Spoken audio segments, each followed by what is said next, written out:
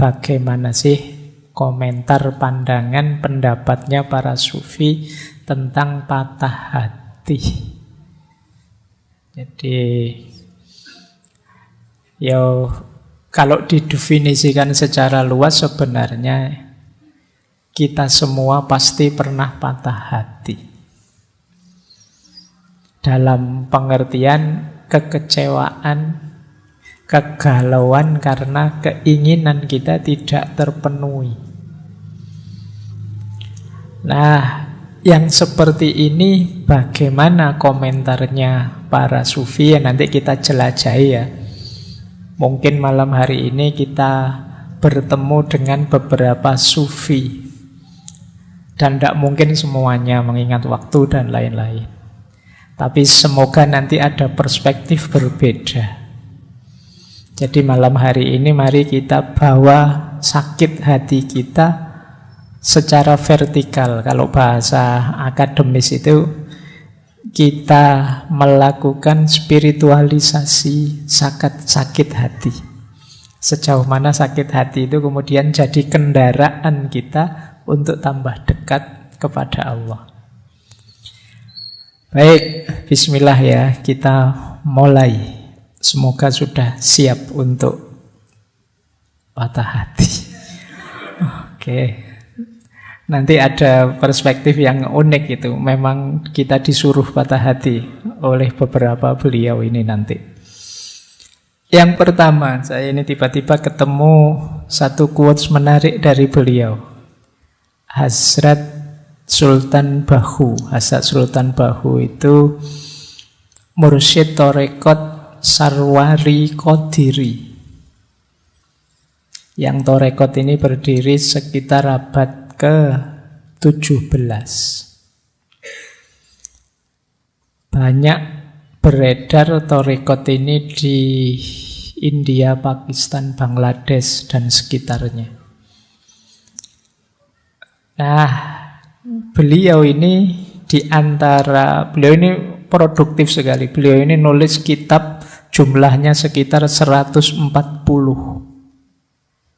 Bandingkan dengan usia beliau itu panjang usia beliau sekitar 63 tahun. Usianya 63 tahun menulis 140 kitab. Itu kalau dikruskan usianya, itu setahun bisa 2, 3, 4 kitab. Setiap tahun dari hidup beliau. Itu kalau sejak umur setahun nulis buku ya. Mestinya kan tidak. Ini jadi produktivitas itu sebenarnya tidak juga tergantung dengan waktu. Jadi jangan merasa, wah bulan ini saya sudah melakukan ini kok Pak, berarti sudah produktif. Siapa tahu sebenarnya kamu bisa melakukan banyak hal lain lagi. Baik, nah kata-kata beliau menarik tentang patah hati ini. Nursing one broken heart is equal to the worship of many years. Ya, saya ngambilnya dari yang bahasa Inggris karena kitab-kitab beliau pakai bahasa Urdu dan bahasa Persia. Nah, kata beliau, nursing itu kan merawat, ngopeni. Orang yang patah hati, one broken heart, orang yang kecewa hatinya, orang yang gelisah galau, itu setara dengan ibadah bertahun-tahun. Jadi maka bulan ini kita latihan ngopeni orang-orang yang patah hati. Jadi ayo latihan ya, karena seperti saya bilang di sesi pertama dulu, belakangan ini banyak orang depresi. Bahkan tingkat kematian karena depresi itu tinggi, mengalahkan kematian karena kanker. Jadi ayo ya, kita temani saudara-saudara teman kita yang sedang patah hati. Jangan diketawakan. Kita ketawa karena melihat dari luar. Kalau kita rasakan dari dalam betapa berat yang mereka rasakan. Kadang-kadang di medsos itu malah dimarah-marahi. Ada orang depresi bahkan sampai mencoba bunuh diri malah diketawakan, dimarah-marahi.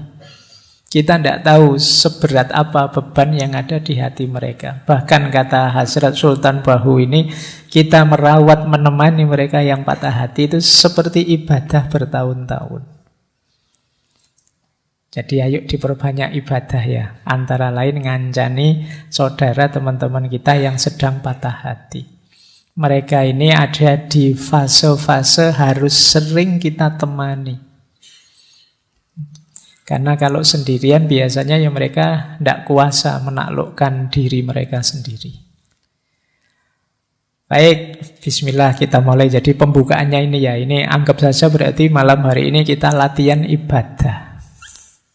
Karena menemani orang patah hati itu setara dengan ibadah.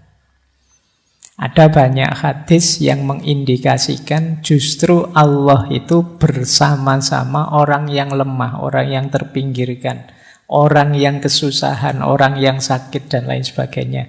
Ya tentu saja termasuk orang-orang yang patah hati ini. Siapa tahu mereka ini bisa jadi jalan kita untuk tambah dekat kepada Allah, menghadirkan ridhonya Allah, sayangnya Allah pada kita. Lah kalau saya sendiri yang patah hati Pak, gimana? Ya enggak apa-apa, kamu temani jiwamu sendiri kalau enggak ada yang menemani ya. Nanti ada pendapatnya Jalaluddin Rumi menarik tentang itu. Baik, bismillah kita mulai. Saya mulai dari yang ringan-ringan dulu, nanti di belakang agak berat. Saya awali dari Imam Syafi'i. Siapa tahu ini akarnya patah hatimu. Kata Imam Syafi'i, ketika hatimu terlalu berharap kepada seseorang, maka Allah timpakan ke atas kamu pedihnya sebuah pengharapan. Supaya engkau mengetahui bahwa Allah sangat mencemburui hati yang berharap selain Dia. Maka Allah menghalangimu dari perkara tersebut agar kamu kembali berharap kepadanya. Ini coba kamu pahami maksudnya Imam Syafi'i ya. Orang itu bisa patah hati karena dia kecewa pada orang lain. Kekecewaan ini muncul karena sebelumnya ada harapan pada orang lain itu. Kalau kamu tidak terlalu berharap, ya tidak terlalu kecewa. Semakin besar harapan, semakin besar kekecewaan. Besarnya harapan menunjukkan kemelekatan. Jadi, kalau harapanku padamu sangat besar, itu kan berarti aku tidak bisa dipisah darimu. Nah, siapa yang jargonnya kalau sedang berduaan, engkaulah segalanya. Engkaulah jenis-jenis gini itu. Harapanmu terlalu besar kepada manusia. Hati-hati. Allah itu di situ pakai diksi cemburu. Di beberapa pendapat orientalis yang agak benci dengan kita, kata-kata cemburu ini dikonotasikan negatif. Padahal cemburunya Allah itu menunjukkan Allah sangat cinta dengan kita. Persis seperti kita, kalau cinta dengan seseorang, terus orang lain kok melekat ke yang lain, itu kan kita cemburu. Bahagialah kalau kita dicemburui oleh Allah. Berarti itu bukti Allah mencintai kita. Buktinya Allah cemburu apa? Dipatahkan hati kita biar tidak terlalu melekat padanya. Nah, kenapa hati kita bisa patah? Ya karena kemarin terlalu melekat. Kamu terlalu berharap padanya, terlalu menginginkannya. Manusiawi wajar kita memerlukan, membutuhkan orang lain, termasuk membutuhkan pasangan untuk mewujudkan mimpi dan cita-cita kita, tapi jangan terlalu melekat. Kemelekatanmu yang berlebihan, ya Setara di situ efek kekecewaan yang juga besar. Nah, ini membawa kemungkinan apa? Kita terus lupa misi utama kita di muka bumi ini. Kita lupa kewajiban utama dalam hidup kita. Akhirnya hanya asyik melayani orang yang sangat kita harapkan itu. Alhamdulillah oleh Allah ditegur langsung dengan cara dibuat putus. Akhirnya kita bisa lebih free, bisa sadar bahwa ternyata Allah cemburu ini. Alhamdulillah Allah masih cinta. Nah, jadi berarti apa? Ya ini memang peringatan yang pertama dari Imam Syafi'i, mbok yo jangan terlalu melekat. Peringatan kedua, sadarlah Allah itu sangat mencintaimu. Peringatan ketiga, ketika engkau patah hati, segeralah kembali kepada Allah. Nah ini dari quotes-nya Imam Syafi'i ini, paling tidak kita punya pijakan awal sekarang, ya jangan sedepresi itu. Kita masih punya Allah yang justru menunggu kita. Allah sangat mencintai kita, mencemburui kita. Kita saja mungkin yang terlalu jual mahal kepada Allah. Nah, ini perspektif pertama dari beliau Imam Syafi'i. Baik, saya lanjutkan ya. Kita mulai masuk ke tokoh-tokoh tasawuf sekarang. Ini Robi'ah. Di beberapa referensi ini salah satu munajatnya Robi'ah ketika dia masih jadi budak. Beliau ini sebenarnya lahir dari keluarga meskipun tidak kaya tapi terhormat, tapi mengalami banyak peristiwa tragis. Sehingga sampai beliau jadi budak dalam ceritanya. Ada momen ketika beliau pahit sekali. Ketika beliau dikejar-kejar, ada seseorang yang ingin mencelakainya. Kemudian sampai beliau terjatuh, terluka. Nah, ini salah satu kalimat yang beliau ucapkan saat terluka itu. Yang di beberapa referensi bunyinya seperti ini. Ya Allah, aku adalah musafir, tanpa ayah dan ibu. Seorang yatim piatu dan seorang budak. Aku telah terjatuh dan terluka. Meskipun demikian, aku tidak bersedih hati oleh kejadian ini. Hanya aku ingin sekali ridhomu. Ini Robi'ah. Ada cerita yang lain. Satu ketika Robi'ah ini jatuh berdarah. Saat dia melihat tangannya berdarah, dia tersenyum. Terus bilang, Alhamdulillah. Nah, muridnya dan juga temannya heran. Jatuh Alhamdulillah, itu kan harusnya innalillahi. Tapi tidak, kata Robi'ah, Alhamdulillah, ini dari kekasihku. Apapun yang diberikan oleh kekasihku, bagiku itu indah. Ya dia kan cintanya hanya pada Allah saja. Nah, kalimat munajatnya Robi'ah ini mengajarkan pada kita, apapun yang aku alami, sengsara seperti apapun, aku tidak masalah. Aku tidak sedih kok ya Allah, aku tidak galau. Asal engkau ridho padaku. Itu sudah segalanya bagiku, kata Robi'ah. Jadi ungkapan seperti ini itu pasti muncul dari rasa cinta yang sangat dalam. Orang yang sudah cinta itu diberi apapun oleh yang dia cintai, termasuk hal-hal yang pahit sekalipun, dia tetap senang. Asal jangan dipisah dengan yang dia cintai. Maka cintanya Robi'ah pada Allah, ya buahnya seperti ini. Dia rela sakit, dia rela berdarah-darah, nggak masalah. Ya Allah, aku hanya ingin ridhomu saja. Ini dulu mirip ceritanya Rasulullah. Kan ada kisahnya Rasulullah itu waktu beliau berdakwah di Thaif. Kemudian di situ beliau dilempari batu, ditaburi pasir, berdarah-darah, dikejar anak kecil-kecil. Sampai beliau istirahat di salah satu kebunnya orang Thaif.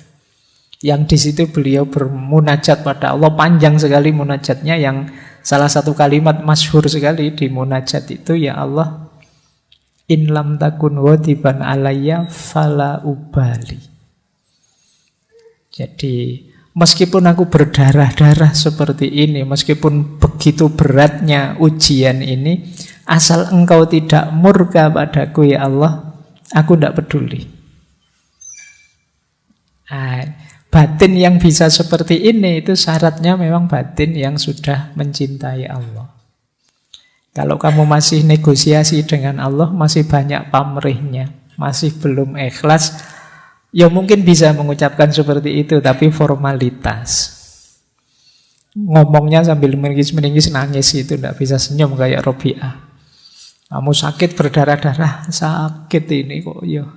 Meskipun kamu bilang tidak apa-apa ya Allah, yang penting kamu ridho, tapi ya beda kalau tidak ada cinta di dalamnya, itu acting, formalitas. Kalau Robi'ah ya keluarnya otomatis dari batin yang mencintai Allah. Loh, di versi perspektif yang ini berarti ada jalan agar patah hatimu tidak berat. Apa? Masih ada Allah. Tidak masalah kok kamu putus, tidak masalah kok kamu kecewa. Dalam keinginanmu yang manapun, asal Allah ridho. Nah, ini cara berpikirnya para sufi. Tidak masalah kamu nyalon gagal. Tidak masalah kamu ditinggal pasanganmu. Tidak masalah kamu dimaki-maki orang di medsos. Tidak masalah, banyak sekali kepahitan hidupmu.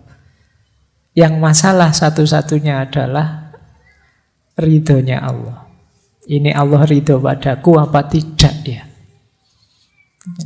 Nilaiku jatuh tidak apa-apa. Ujianku kepepet-pepet terancam DO tidak masalah. Asal Allah ridho saja tidak apa-apa. Nah, itu alasanmu ya nanti kalau ditanya orang tuamu. Kok tidak lulus-lulus le? Wah, saya tenang aja Pak. Saya tidak lulus juga tidak apa-apa. Nilai jelek juga tidak apa-apa Pak. Yang penting Allah ridho. Nanti dijawab sama orang tua, mana bisa Allah ridho, kamu males. Baik, kita lanjutkan. Jadi ini cara pandangnya Robi'ah. Ada yang menarik dari perspektifnya Robi'ah tentang penderitaan. Seperti patah hati ini. Ini bentuknya cerita. Coba nanti kita cek ya, kita ada di mana. Jadi satu ketika jalan bareng beberapa sufi besar. Robi'ah, kemudian Hasan al-Basri, Malik bin Dinar, dan Syakik al-Balkhi. Nah, terus ngobrol-ngobrol tentang ujian dan penderitaan. Diawali Imam Hasan al-Basri, kata beliau, orang itu tidak dipercaya kata-katanya. Jika dia tidak tabah kalau ada ujian dari Tuhannya. Sebaik apapun yang diomongkan orang, kata Hasan al-Basri, kalau dapat ujian kok tidak kuat, tidak tabah, terus melenceng, beda dengan yang diomongkan, ya tidak usah dipercaya omongannya. Ya kalau hidupnya senang terus sih tidak masalah, tapi begitu ada ujian, coba kayak gimana perilakunya. Orang itu kan kelihatan aslinya kalau pas lagi susah. Kalau pas lagi seneng sih kamu enak, tapi pas lagi susah, ayo coba, aslimu akan kelihatan. Maka kata Hasan al-Basri, orang itu tidak bisa dipercaya kata-katanya kalau dia tidak tabah menerima ujian dari Tuhan. Tapi pandangan ini dikritik oleh Robi'ah. Kata-katamu itu berbau egoisme. Masih aku. Nah, terus Syakik mencoba menjawab mungkin ini yang diinginkan Robiah. Kata Syakik Al-Balkhi, seseorang tidak dapat dipercaya kata-katanya jika dia tidak bersyukur atas ujian dari Tuhannya. Ini lebih tinggi levelnya. Diuji sulit tapi malah bersyukur. Ini sebenarnya orang pinter. Karena dia tahu di balik segala ujian dari Allah itu pasti ada hikmah, ada makna untuk peningkatan kualitas dirinya. Maka ketika diberi kesulitan dia bersyukur. Ini lebih tinggi. Kalau di Imam Hasan Al-Basri tadi agak defensif, bertahan. Kalau di Syekh Syakik Al-Balkhi ini enggak, dapat ujian malah bersyukur. Alhamdulillah ya Allah, Engkau beri aku ujian. Tapi kata Robiah, masih belum. Kita butuh yang lebih baik dari itu. Ini sudah luar biasa, ternyata masih kurang tinggi. Nah, Syekh Malik bin Dinar masuk. Kata dia, seseorang itu tidak dapat dipercaya kata-katanya jika dia tidak gembira atas ujian dari Tuhannya. Ini lebih tinggi. Kalau ini ketika dapat ujian malah gembira, malah alhamdulillah. Seperti Robiah tadi, seneng aku diuji oleh Allah, seneng aku hatiku dipatahkan oleh Allah. Tapi untuk nyampe sini saja berat. Tapi ini level tinggi memang. Di atas tadi tidak sekedar syukur, dia juga gembira. Itu pun Robiah masih belum. Jadi ada yang lebih baik dari itu. Nah, balik mereka bertiga tanya, terus gimana yang baik itu? Kata Robiah, seseorang tidak dapat dipercaya kata-katanya jika dia tidak melupakan ujian saat merenungi Tuhannya. Ini cara berpikirnya dibalik oleh Robiah. Kita itu kan ketika dapat ujian baru ingat Tuhan. Tapi kalau di Robiah dibalik, ketika kita ingat dekat dengan Tuhan, kita siap menerima apapun termasuk ujian. Jadi orang di levelnya Robiah ini bahkan sebelum mendapat ujian, dia sudah ikhlas, sudah ridho.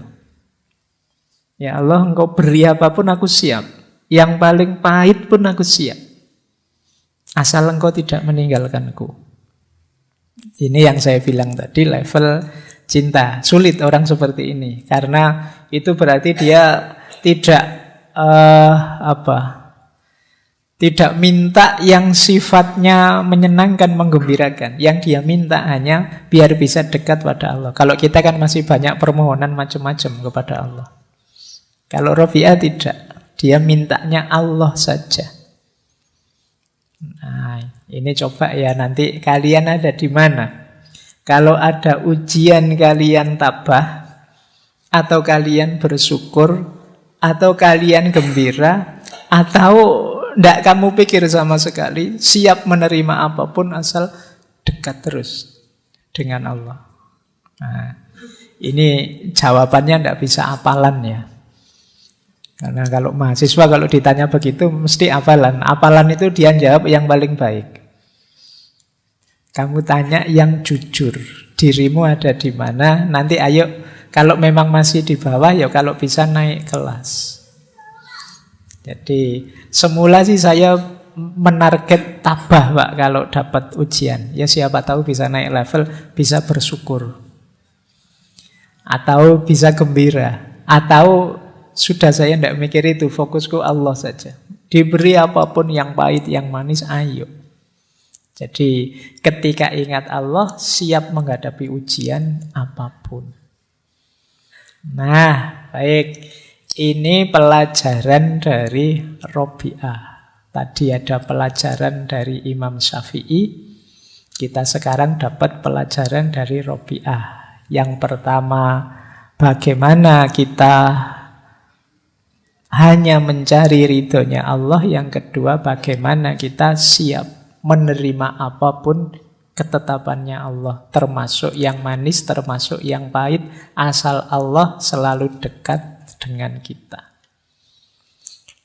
Ini bisa kalian jadikan rumus ya. Ada kesedihanmu apapun, semoga kamu tidak kemana-mana selain menuju pada Allah saja. Baik, ambil nafas sebentar. Karena ini tambah lama, tambah dalam, tambah berat.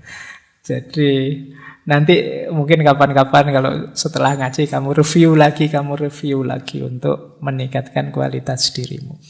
Baik, sekarang saya masuk dari beliau, sufi dari India yang dakwahnya sampai Amerika, di sana mendirikan Torekot.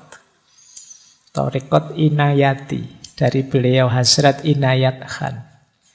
Beliau ini menarik. Kalau Maulana Jalaluddin Rumi itu menggabungkan tari dengan kesufian. Kalau beliau ini menggabungkan musik dengan kesufian.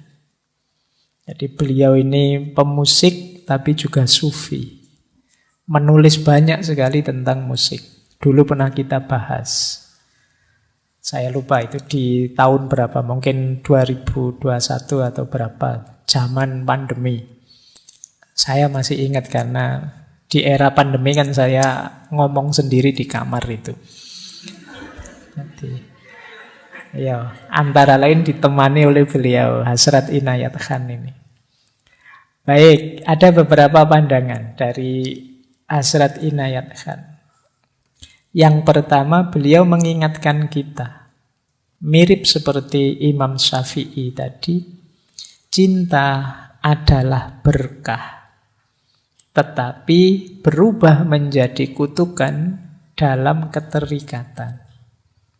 Jadi lagi-lagi penyakitnya adalah keterikatan. Loh Pak, gimana Pak? Saya mencintai tapi tidak terikat, itu bagaimana? Jadi kalian membutuhkan orang lain, ya. Kalian memerlukan orang lain untuk mendukung aneka kepentinganmu manusiawi. Tapi jangan terikat. Terikat itu berarti menjadikan dia segalanya. Kalau tidak dia, ya tidak. Kalau tidak ada dia, aku tidak mungkin bahagia. Kalau tidak ada dia, aku tidak mungkin jadi orang baik. Kalau tidak ada dia, aku tidak. Ini namanya terikat.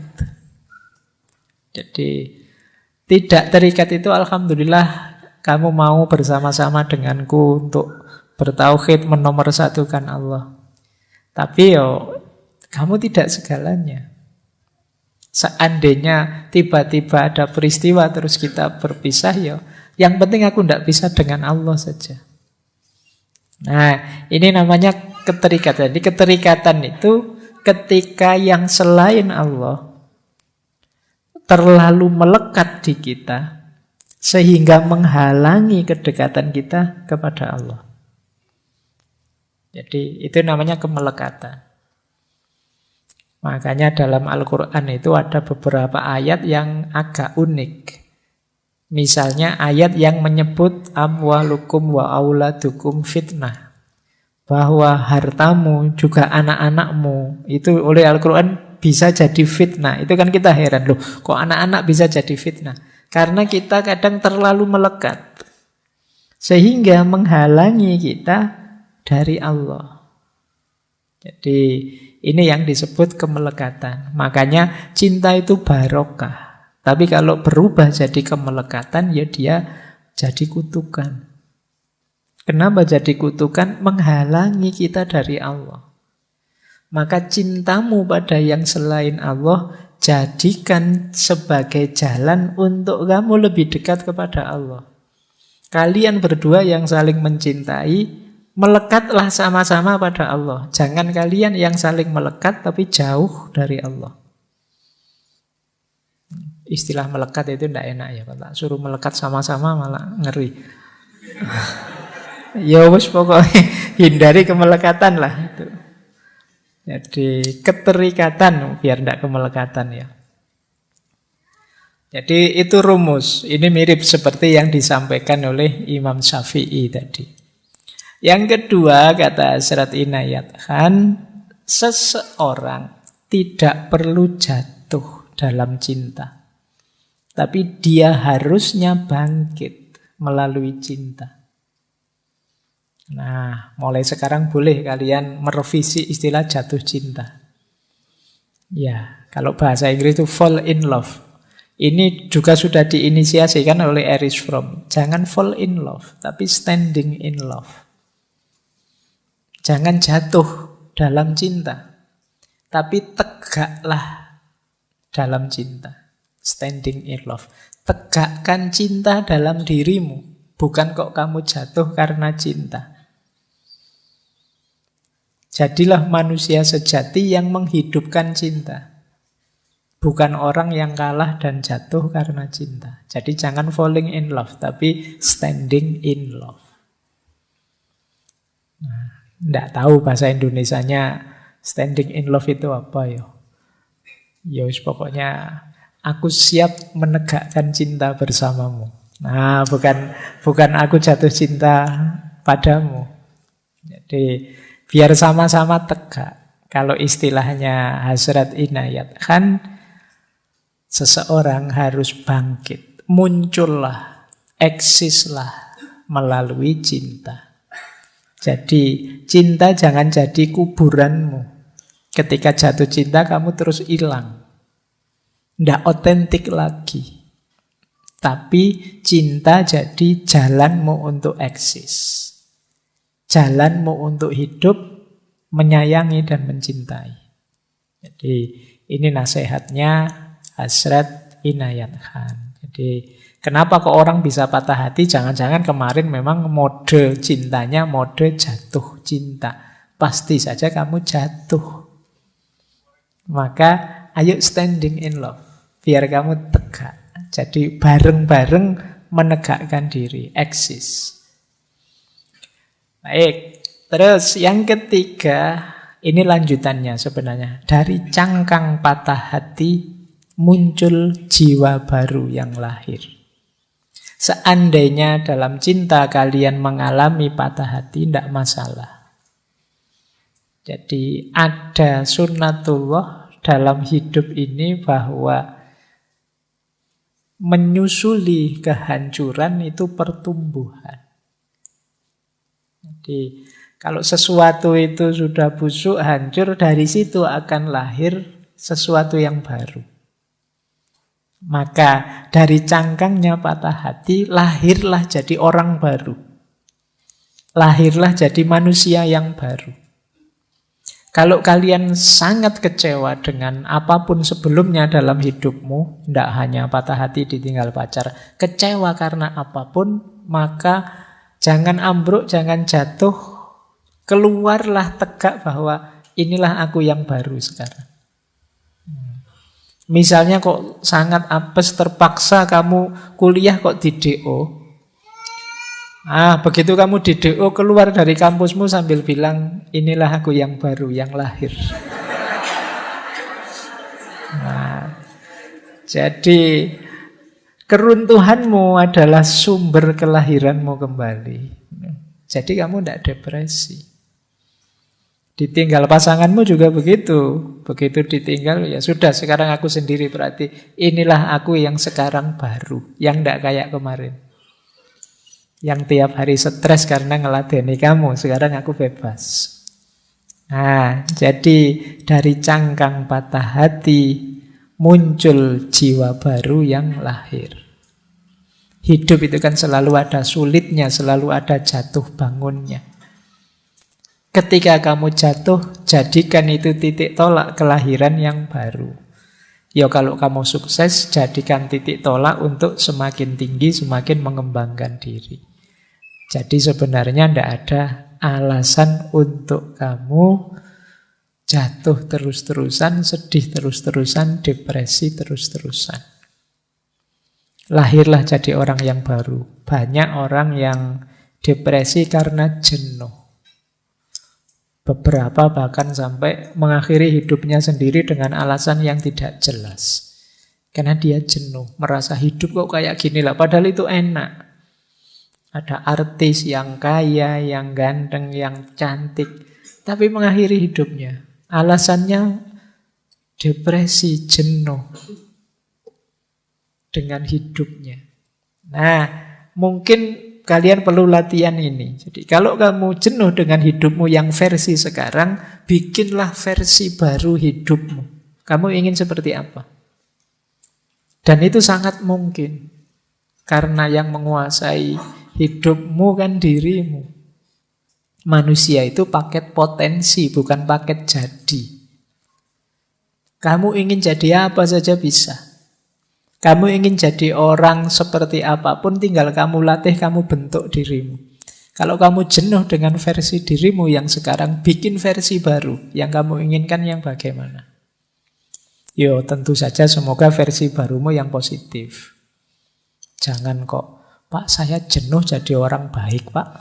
Misalnya, yo ojo ngono. Jadi versi yang baru yang positif. Pak saya jenuh jadi orang yang kemarin kok terlalu pendiam ya, jadi kurang Ya sudah, ayo latihan nggak pendiam lagi, mungkin agak ceria sedikit, agak terbuka sedikit. Pak saya ini jenuh Pak, melihat diri saya itu loh, kok cerewet saya itu. Ayo coba yuk latihan ngerem sedikit biar tidak cerewet, bisa kok. Jadi engkau adalah seperti apa engkau bentuk hidupmu. Jadi jangan merasa dirimu itu harga mati. Pak saya itu memang orangnya pemarah kok Pak. Enggak kok, kamu bisa enggak pemarah. Tinggal kamu latihan saja. Bikin versi dirimu yang versi kalem. Nah, kalau selama ini pemarah, ya besok ke kampus bilang ke teman-teman, ini versi baru ini versi kalem ini. Nah, itu.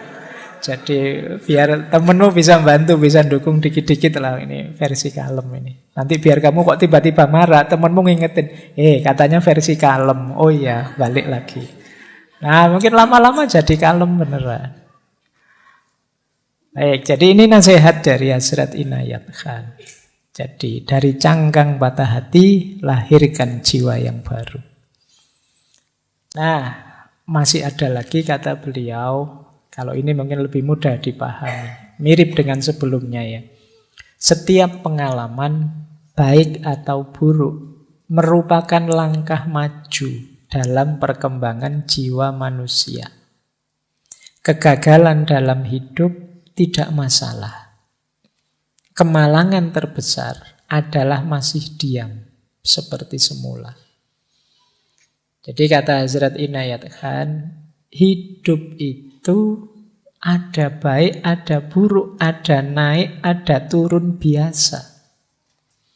Yang penting apapun yang kalian alami, jadikan itu pijakan untuk dirimu jadi lebih baik.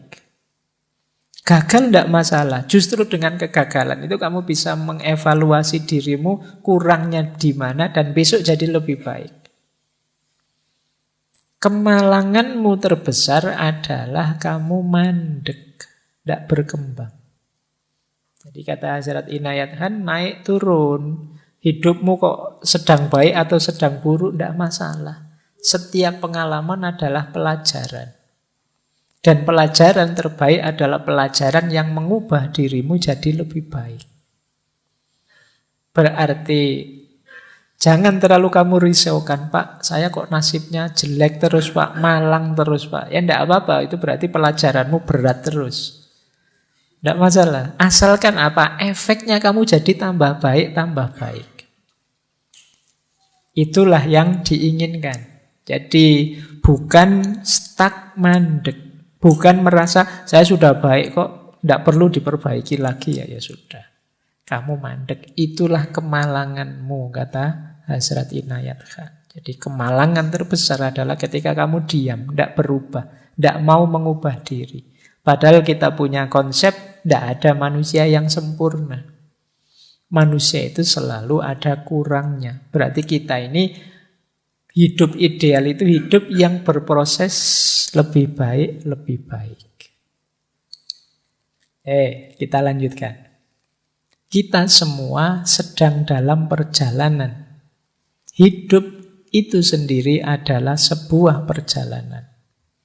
Tidak ada yang menetap di sini. Kita semua lewat.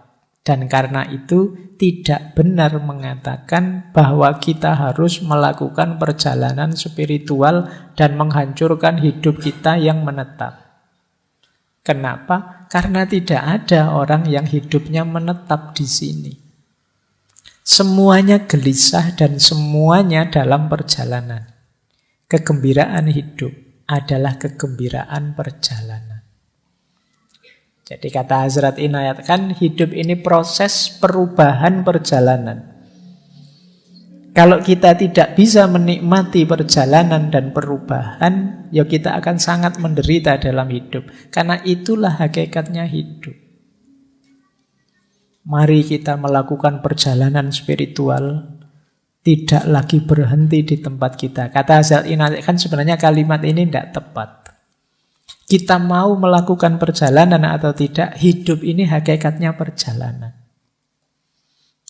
Bedanya, ada orang yang menyadari dan mengarahkan perjalanannya sehingga dia bisa menikmati, ada orang yang tidak bisa menikmati perjalanannya.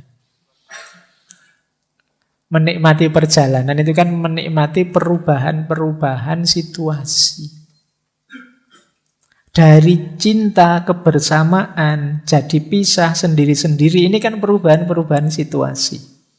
Kalau mental kita adalah mental perjalanan, siap menghadapi perubahan situasi, sepahit apapun pengalaman kita siap. Dan tetap bisa gembira. Jadi kalau ingin penderitaan itu terasa ringan, ayo filosofi hidup kita geser ke bahwa hidup ini adalah perjalanan. Dalam perjalanan pasti saja suasana dan situasinya tidak mandek, tapi berubah terus. Dan kita siap, kita gembira. Justru menariknya perjalanan itu karena perubahan-perubahan.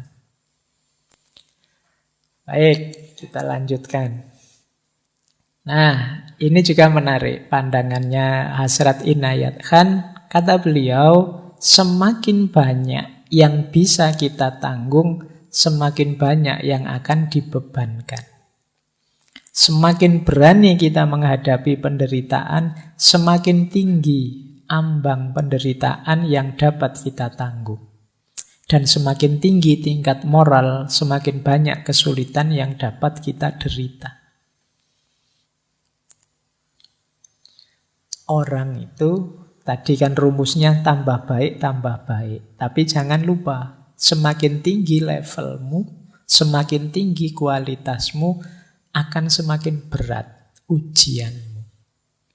Tapi tidak masalah, tambah berat ujianmu, tambah kuat dirimu. Begitu kamu tambah kuat, bebannya akan nambah lagi. Tambah kuat lagi kamu, bebannya nambah lagi. Meskipun Allah itu juga sayang sama kita, jadi tidak ada beban yang melebihi kapasitas kita. Pasti cukup, kecuali kita cengeng. Jadi beban itu pasti bisa kita tanggung. Dan kenapa sih kok Allah kok nguji terus-terusan itu loh, Mbok? Ada breaknya sekali-sekali. Karena Allah sayang dengan kita. Jadi biar apa? Kita tambah tangguh, tambah kuat. Latihan itu kan begitu. Kayak kalian latihan beban itu loh. Ketika kamu belum latihan apa-apa kan bebannya ringan. Nanti tambah kuat sedikit sama instrukturmu, ditambah bebannya, kamu tambah berat. Nanti sampai kamu jadi jago, jadi sakti, jadi hebat. Kenapa? Karena dalam latihan bebanmu ditambah terus. Jadi jangan mengeluh kalau beban hidupmu berat. Oh, mungkin Allah ini ingin aku hebat. Aku diberi beban seberat ini. Berarti Allah itu sangat peduli padaku. Dan insya Allah beban itu tidak akan melebihi kapasitasmu. Kamu mampu kok, asal kamu tidak manja. Jadi kata Hazrat Inayat kan tidak apa-apa. Semakin berat beban, ini tanda-tanda kamu akan jadi semakin kuat. Kapasitasmu nambah, bebanmu akan nambah. Ujian moral juga begitu. Semakin kamu baik secara moral, mungkin kesulitanmu juga akan nambah. Kamu semakin murah hati, mungkin diuji dengan kesulitan lebih besar daripada ketika kemarin kamu pelit. Kemarin pelit, temanmu menjauh semua. Sekarang murah hati, temanmu deket semua, tambah utang semua, moroti semua. Itu kan lebih sulit kamu. Tapi tidak apa-apa, kamu jadi lebih tangguh sekarang. Jadi itulah kalau bahasanya kaum Stoik kemarin, polanya, sunatullahnya dalam hidup ini. Jadi kalau teman-teman ngerti rumus-rumus ini, itu penderitaan apapun termasuk patah hati, akan lebih terasa ringan, tidak terlalu berat. Baik, jadi kita mulai terbuka, ada beberapa wawasan yang menarik yang ditawarkan oleh para sufi untuk menawarkan patah hati kita, kesedihan kita. Oke, kita lanjutkan. Sekarang kita masuk ke gurunya Jalaluddin Rumi, Syekh Syamsuddin At-Tabrisi. Syekh Syamsu Tabriz. Ini sebelum ke Rumi ya, kita masuk ke beliau sebentar. Kata beliau begini, apapun yang terjadi dalam hidupmu, tidak peduli betapapun sulitnya hal itu, jangan memasuki lingkungan keputusasaan. Bahkan ketika semua pintu tertutup, Tuhan akan membuka jalan baru hanya untukmu. Berterima kasihlah. Sangat mudah untuk bersyukur ketika semuanya baik-baik saja. Tetapi seorang sufi bersyukur tidak hanya atas apa yang telah diberikan kepadanya, tetapi juga atas semua yang telah tertolak darinya. Nah, ini levelnya seperti Syekh Hasan Basri dan kawan-kawan tadi. Apapun kesulitanmu, seberat apapun bebanmu, kamu ingat-ingat satu rumus final ini, jangan putus asa. Itu saja. Ini gawang terakhir. Jadi kalau sepak bola itu, ini jangan sampai bobol. Bahwa pemain lapangan tengah jatuh, jungkir balik, backnya juga pontang-manting, tidak masalah. Tapi jangan bobol gawangmu terakhir. Gawang terakhirnya apa? Putus asa. Begitu kamu putus asa, itu tanda bahwa kamu tidak percaya lagi kepada Allah. Kamu lupa bahwa ada Allah. Yang bagi Allah apa sih yang tidak mungkin? Orang yang putus asa itu kan sering pakai kalimat-kalimat, buntu sudah semua jalanku, gelap duniaku, aku gimana lagi ini? Kamu lupa masih ada Tuhan, masih ada Allah. Jadi Syekh Syamsu Tabriz mengingatkan kita, apapun kesulitanmu, apapun bebanmu, jangan biarkan gawangmu yang terakhir ini bobol, yaitu keputusasaan. Makanya putus asa itu kan kalau dalam Al-Quran disebut kekufuran. Karena apa? Karena orang yang putus asa berarti dia melupakan Allah atau tidak percaya dengan kekuasaannya Allah. Kata Syekh Syamsu Tabriz, meskipun semua pintu rasanya tertutup, Allah masih bisa kok. Bukan membuka pintu, bahkan membuat pintu baru Allah bisa. Yang tidak terbayangkan mungkin selama ini olehmu. Jadi, tidak mungkin Pak lewat ini, lewat itu, lewat ini. Jalan yang saya hitung itu tidak ada yang beres. Itu kan hitunganmu. Jadi, bagi Allah apa yang mustahil? Wong dari Masjidil Haram ke Masjidil Aqsa, dari Masjidil Aqsa ke Sidratul Muntaha, ya bisa. Dalam waktu semalam. Meskipun di medsos banyak orang yang mendebat, masuk akal. Masa namanya mukjizat ya memang tidak masuk akal. Kalau masuk akal ya tidak mukjizat namanya.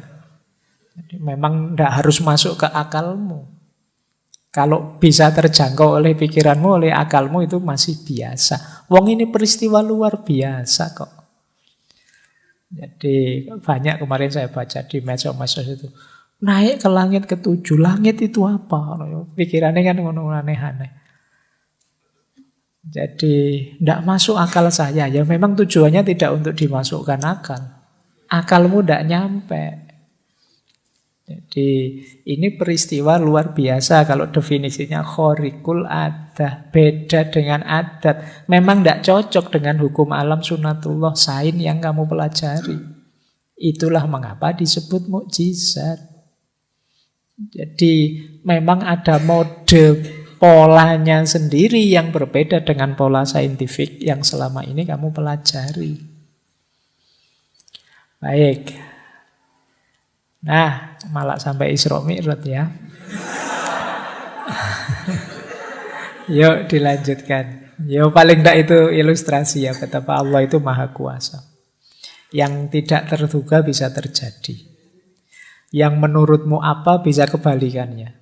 Kamu meramal apa yang terjadi sebaliknya. Karena Allah maha kuasa. Kesabaran tidak berarti bertahan secara pasif.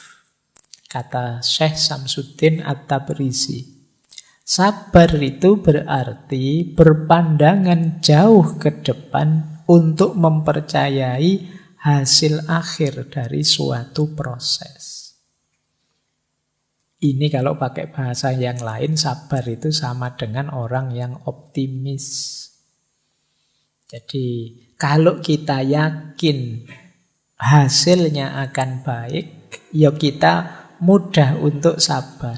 Orang sabar itu justru visioner, dia pandangannya ke depan.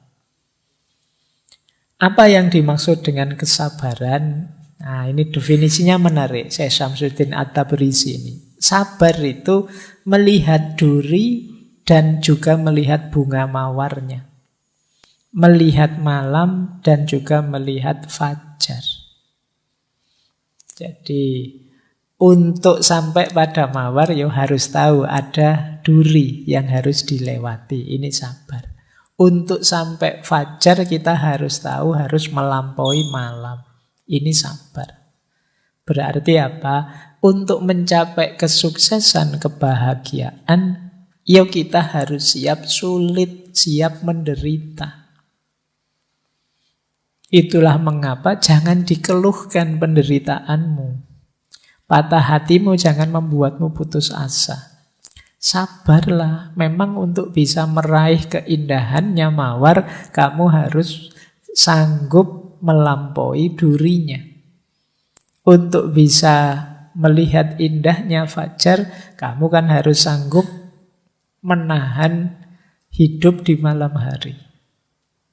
Jadi kalau mau melihat sunrise itu kan ya dibelani ngantuk-ngantuk malam tidak tidur, naik ke atas gunung sampai sana, alhamdulillah bisa kelihatan sekarang sunrise. Itu kan kamu ada tirakatnya, itu kan capek-capek menahan tidak tidur. Jadi ya meskipun setelah melihat sunrise kan kamu hasilnya kan bisa selfie-selfie, foto-foto, itu saja. Nah, hidup juga begitu.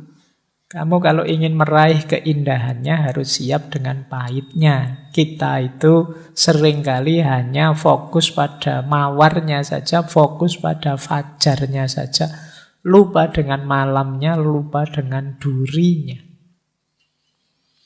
Itu yang membuat kita begitu dropnya ketika mengalami patah hati, ketika mengalami kesulitan hidup. Padahal justru kesulitan itulah yang akan mengantarkan kita pada keindahan. Ini pendapatnya Syekh Samsuddin At-Tabrizi. Ketidaksabaran berarti menjadi picik untuk tidak dapat melihat hasilnya. Jadi orang tidak sabar itu ya hanya lihat pahitnya saja. Tidak lihat bahwa setelah pahit ada manisnya.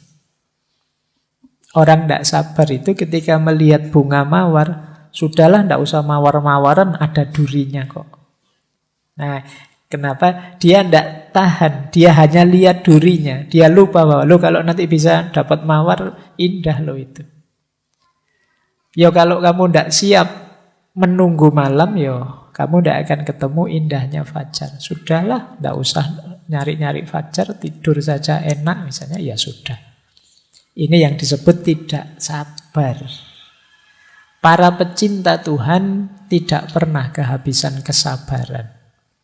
Karena mereka tahu bahwa agar bulan sabit menjadi purnama dibutuhkan waktu.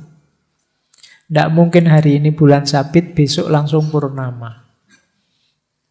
Kalau sudah begitu, kiamat itu berarti. Mesti kamu harus nunggu dulu waktunya. Dari bulan Sabit jadi purnama, ya paling tidak kamu nunggu 15 hari ya. Setengah bulan. Itu pun purnama tidak seterusnya nanti jadi bulan Sabit lagi. Itulah kehidupan. Kalau kamu kehilangan kesabaran, hidupmu akan sangat berat. Karena modenya hidup itu naik turun. Tidak mungkin orang hidup itu seneng terus, enak terus. Meskipun kamu pinginnya begitu. Hidup itu mesti ya kadang seneng, kadang tidak seneng, kadang enak, kadang tidak enak. Wis itu wajar. Siaplah menghadapi hidup yang seperti ini. Kunci bahagiamu justru di situ. Kalau kamu siapnya seneng saja, ya siap-siap hidupmu banyak stres, banyak depresi. Semoga tidak ada yang di sini hidupnya nyari susah saja. Kan ada orang itu yang kalau bisa sulit, kenapa dibuat mudah, itu namanya nyari susah. Orang itu normalnya nyari seneng, dia malah nyari susah. Kalau ndak rumit, ndak enak Pak, ndak asik Pak. Yo salahmu dewe kalau gitu. Baik, ya jadi orang yang normal-normal saja. Wajarnya kita mencari kebahagiaan, kesenangan, tapi kita harus sadar hidup ini ada kesulitan juga, ada problem juga, ada naik turunnya juga. Baik, ini dua nasihat dari Syekh Syamsuddin At-Tabrisi. Gurunya banyak sufi juga, sosok beliau agak misterius. Dulu pernah kita bahas waktu membahas Mahabbah Ilahiyah kalau tidak salah. Baik, kita lanjutkan. Nah, kata beliau begini. Ini bagi yang suka mematahkan hatinya orang lain. Ini masih Syekh Syamsuddin At-Tabrisi. Ini perspektif berbeda ya. Kalau tadi yang mengalami penderitaan, ini yang membuat orang lain menderita. Kata Syekh Syamsuddin At-Tabrisi, kalau engkau selalu mematahkan hati orang lain, apapun ibadah yang kamu lakukan tidak ada nilainya.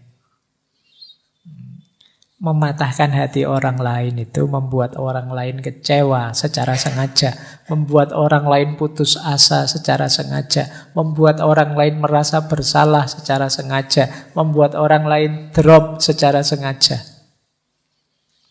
Ini kalau yang dikatakan oleh Syekh Syamsuddin At-Tabrisi ini benar, jangan-jangan kita sering ada di sini. Apalagi di medsos. Di medsos itu kan kita sering secara sengaja biar orang yang tidak kita sukai drop, jatuh, kecewa, merasa bersalah, merasa putus asa. Nah, ada temennya ngapain, lu kamu kok begitu, kafir kamu kalau sudah begitu. Terus temenmu stres, waduh, saya sudah kafir ternyata, gimana? Iya. Nah, patah hatinya dia, depresi, melakukan kebaikan saja masih dituduh-tuduh, dituding-tuding. Terus dia putus asa. Kata Syekh Syamsuddin At-Tabrisi, kalau engkau selalu mematahkan hati orang lain, apapun ibadah yang kamu lakukan tidak ada nilainya. Kita kan kadang senang, kadang bangga kalau membuat orang kecewa, khususnya orang yang kita benci atau kelompok yang tidak kita sukai. Rasa baru tahu dia, keliru dia kan, baru tahu dia. Rasakan kamu kecewa, rasakan kamu salah, rasakan kamu. Ini namanya mematahkan hatinya orang lain. Jangan lupa bahwa Allah itu mencintai manusia. Siapa saja dia, di level apapun dia. Jadi, maka ayo kita cintai semuanya. Apapun keadaannya, apapun kondisinya. Ya dengan cara mencintai yang proper tentu saja. Mencintai yang proper itu bukan selalu disetujui saja. Kalau tidak pas, ya diluruskan dengan baik. Tidak dipatahkan hatinya. Kalau cocok didukung. Ini namanya mencintai. Jadi, kalau bisa kita bangun peradaban saling mencintai, saling peduli. Bukan peradaban saling menjatuhkan, saling berlomba bahwa akulah yang paling tinggi, yang paling benar, yang paling lolos, yang masuk surga pertama, yang paling diridhoi Allah. Kalau bisa kita masuk surga pertama semuanya bareng-bareng. Jadi tidak harus giliran. Bareng-bareng gitu kita diridhoi Allah semua begitu ya. Semuanya bareng-bareng dicintai Allah. Apapun cara kita mendekati Allah. Jadi, beda-beda itu wajar ya. Memang hidup itu kan begitu. Ada macam-macam cara, macam-macam gaya untuk dekat dengan Allah. Jadi jangan jadikan perbedaan itu alasan kita saling mematahkan hati. Saling membuat orang kecewa dan putus asa. Kalau bisa saling kita dukung, ya sudah, pendapat saya begini, pendapatmu begitu, silahkan lakukan kebaikan semaksimal mungkin sesuai keyakinanmu, aku pun akan melakukan kebaikan semaksimal mungkin sesuai keyakinanku. Insya Allah kalau yang kita lakukan sama-sama kebaikan akan menghadirkan ridhonya Allah. Ini menurut saya mode hidup bersama yang lebih nyaman daripada perlombaan bener-beneran. Jadi akulah yang paling benar, kamu salah, kamu tidak cocok, ini loh dalilnya. Nanti yang sana, kamu yang keliru, dalilnya ini loh. Oh, dalilmu kan hanya niru. Yang sana, dalilmu kan cuma ngutip saja. Dalilmu ya wis. Akhirnya hidupmu jadi sangat tidak nyaman. Maka jangan saling mematahkan hati, saling dukung saja. Baik, biar yang dinyatakan oleh Syekh Syamsuddin ini tidak terjadi. Kalau engkau selalu mematahkan hati orang lain, apapun ibadah yang kamu lakukan tidak ada nilainya. Siapa tahu apa yang kita lakukan saat mematahkan hati orang lain mendatangkan murkanya Allah. Sehingga Allah tidak ridho termasuk pada ibadah yang kita lakukan. Oke, kita lanjutkan. Sekarang kita masuk ke murid beliau, Maulana Jalaluddin Rumi. Kalau ini perspektifnya agak berbeda. Ada satu kalimat yang terkenal sekali dari Maulana Rumi, biarkan hatimu pecah agar dia terbuka. Nanti ada kalimat Allah itu mencintai orang yang patah hati. Tadi sudah saya jelaskan ya, ada beberapa hadis yang maknanya adalah Allah itu bersama orang lemah, bersama orang terpinggirkan, bersama orang yang sengsara. Ya berarti termasuk orang-orang yang patah hati. Satu kalimat ini saja mungkin bisa menghibur teman-teman yang sedang patah hati. Jadi kalau sedang patah hati, alhamdulillah berarti sekarang aku dicintai oleh Allah. Nah, makanya dibawa ke dunia patah hati.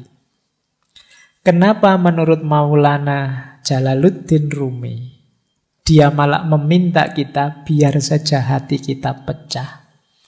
Beliau mengilustrasikan begini. Kata beliau begini.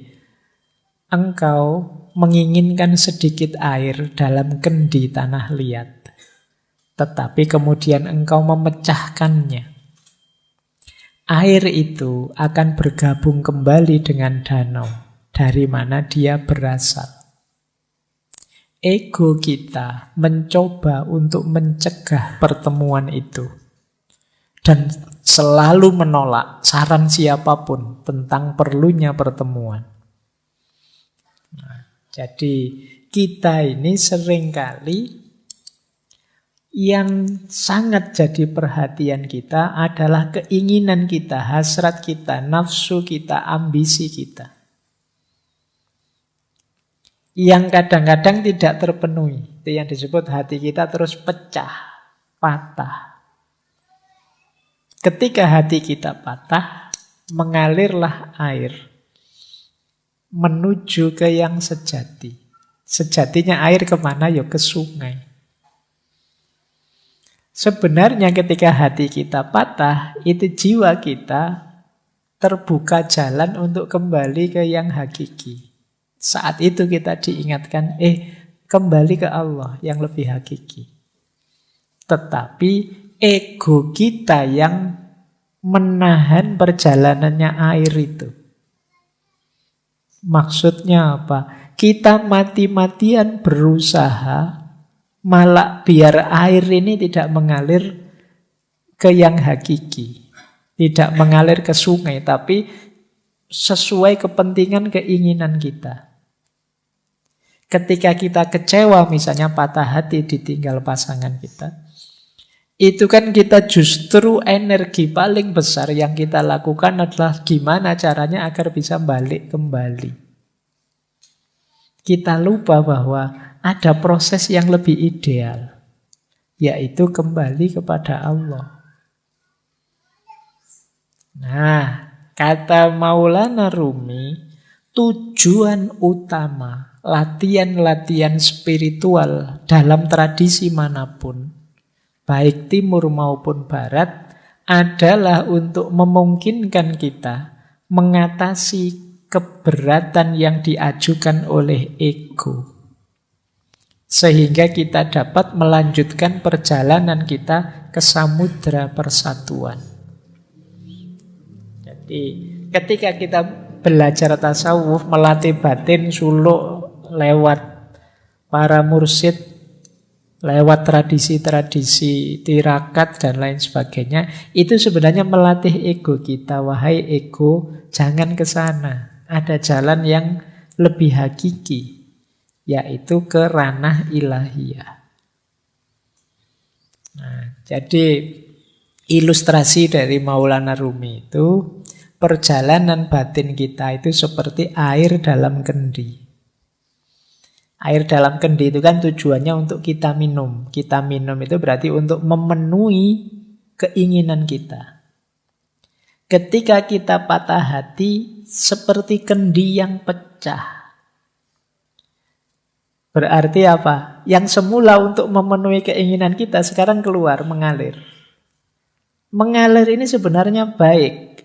Kenapa? Dia akan mengalir bersatu dengan aslinya. Tempat asalnya, yaitu sungai. Tapi kita yang sudah terlanjur punya nafsu untuk minum, ini ego, biasanya mati-matian gimana caranya air ini tidak mengalir ke sungai, tapi memenuhi kehausan kita.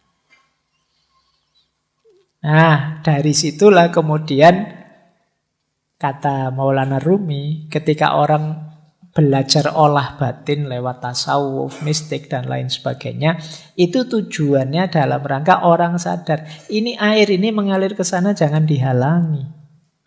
Ikhlaskan. Ini namanya melatih ego tadi. Jadi maka biarkan hatimu pecah. Berarti sekarang saatnya kamu kembali ke ranah ilahiyah. Justru sekarang terbuka jalan. Kalau hatimu tidak pecah, ya kamu tetap akan memanjakan nafsu, hasrat, ambisi duniawimu. Kalau hatimu tidak pecah, ya kamu lupa bahwa aslinya air itu bergabung ke sungai. Jadi inilah salah satu ilustrasi dari Maulana Jalaluddin Rumi. Makanya beliau bilang, biarkan hatimu pecah agar dia terbuka. Kalau tidak pecah-pecah, tidak terbuka-terbuka, kamu masih asyik dengan duniamu, memenuhi hasrat ambisimu. Begitu pecah, sekarang kamu sadar dengan yang lebih sejati. Inilah ilustrasi dari patah hati. Jadi patah hati itu penting ternyata untuk menyadarkan kita bahwa dalam hidup ini ada yang lebih hakiki dan perjalanan kita menuju ke sana. Baik, kita lanjutkan. Nah, dilanjutkan ya. Luka adalah jalan cahaya yang memasuki jiwa. Jadi ketika hati kita luka, hati kita patah, justru lewat luka dan patahan itulah cahaya bisa masuk. Ini melanjutkan yang tadi. Kalau hatimu tidak luka dan tidak patah, mungkin kamu tidak sadar. Kenapa tidak sadar? Karena cahaya tidak bisa masuk. Itu mengapa Allah itu dekat dengan orang-orang yang hatinya patah, hatinya luka, menghadapi penderitaan hidup. Karena berarti di situ ada rekahan yang cahaya bisa masuk. Makanya para sufi terus punya rumus ya, kalau dalam penderitaan kita bersyukur. Alhamdulillah masih diingatkan oleh Allah bahwa yang hakiki adalah perjalanan menuju Dia. Nah, itu ada ilustrasi menarik. Terimalah situasimu tanpa menghakimi. Aku marah, aku takut, aku benci. Biar saja, rasakan saja. Ini aku sedang patah hati, sedang marah, sedang takut, sedang benci. Kalau sudah kamu sadari, kamu terima apa? Lalu hadirkan Dia untuk menemanimu. Biarkan cahayanya Allah masuk dalam dirimu, menerangimu. Saat engkau membutuhkan pertolongan Tuhan pasti datang. Jika engkau tertutup, tidak ada ruang untuk cahaya. Perlu ada celah dalam hatimu agar cahaya bisa masuk. Katakan dengan tulus, aku tidak bisa mengatasinya, namun Engkau bisa ya Allah. Kupersembahkan padamu semua sakit dan luka ini. Bersamanya Engkau akan utuh kembali. Cinta, kedamaian, keindahan, hidup kembali. Dirimu yang sejati tidak berkurang sedikit pun. Lalu bersyukurlah. Jadi ketika kita sedang berat-beratnya menghadapi masalah apapun, terimalah itu. Biarkan hatimu pecah. Kemudian rasakan hadirnya Dia dalam dirimu. Dan yakinlah bahwa apapun yang engkau inginkan akan dipenuhinya. Sambatlah padanya, ya Allah, masalahku ini sangat berat. Aku tidak mampu. Kalau Engkau pasti mampu. Maka aku persembahkan duka, luka, sakitku ini hanya kepadamu. Nah, insya Allah bersama Dia kita akan kembali utuh. Kembali hidup seperti semula. Tidak ada satupun yang berkurang. Kalau kita patah hati kan sebenarnya kita berkurang apa sih? Tidak ada. Kita masih bisa memulai lagi yang baru seperti semula. Kalau sudah terasa betapa kebersamaan dengan Allah itu menyembuhkan, ayo terus kita bersyukur. Alhamdulillah ya Allah, Engkau masih mau menemaniku dalam situasi pahit dan luka ini. Baik, ini salah satu petunjuk dari Maulana Jalaluddin Rumi. Kalau kita sedang patah hati, sedang sedih, sedang banyak masalah. Oke, kita lanjutkan. Ini dimensi yang berbeda. Pemahaman yang berbeda lagi. Kata Rumi begini. Selamat tinggal hanya untuk mereka yang mencintai dengan matanya. Karena bagi mereka yang mencintai dengan hati dan jiwanya, tidak ada yang namanya perpisahan. Nah, kita itu kan patah hati misalnya, itu kan karena jauh, ditinggal, tidak dibersamai lagi. Dia tidak mau lagi dekat denganku. Itu kan kita definisikan sebagai patah hati. Terus kita sedih karena itu. Kalau kita sedih karena itu, kata Rumi, ini kemungkinan kita hanya mencintai dengan media mata. Hanya karena tidak melihat Dia di sisi kita, kita menyebut itu perpisahan.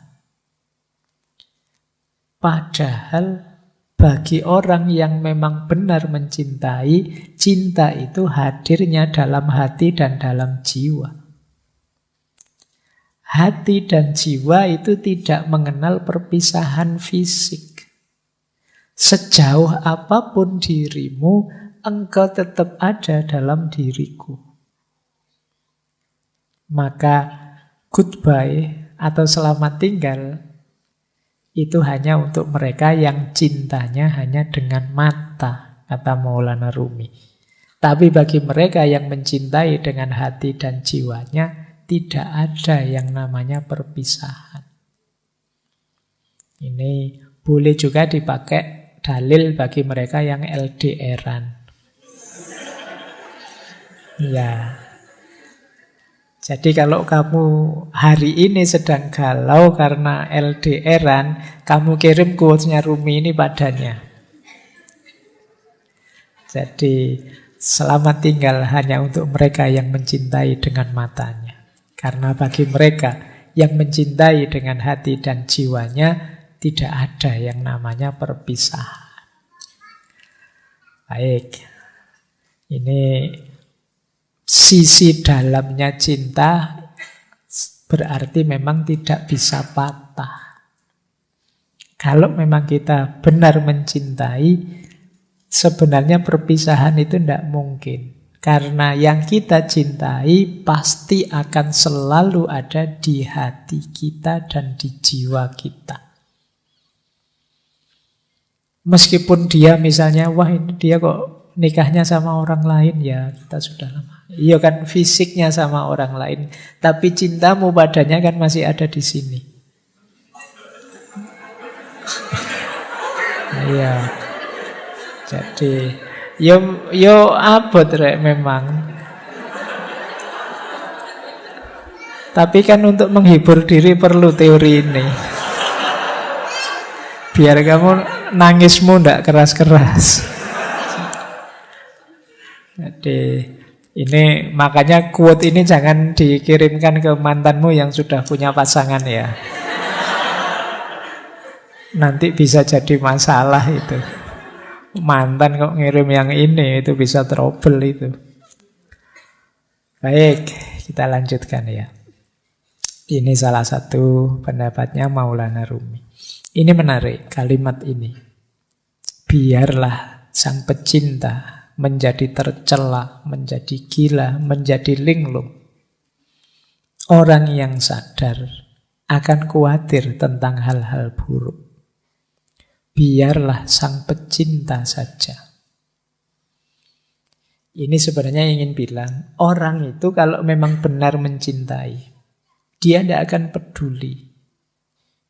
Dianggap tercela, dianggap gila, dianggap linglung. Ya konteksnya Maulana Rumi ini cinta ilahiyah ya, cinta kepada Allah. Meskipun sebenarnya cinta pada pasangan kadang-kadang juga ada yang selevel ini. Orang normal yang sadar biasanya tidak seneng dengan disebut gila, disebut orang bingung, disebut kamu itu mbok yang waras. Kita kan enggak, orang normal itu tidak seneng begitu. Tapi orang yang mencintai tidak peduli. Disebut tidak waras tidak masalah. Disebut gila juga tidak masalah. Disebut ngeyel juga tidak masalah, tidak apa-apa.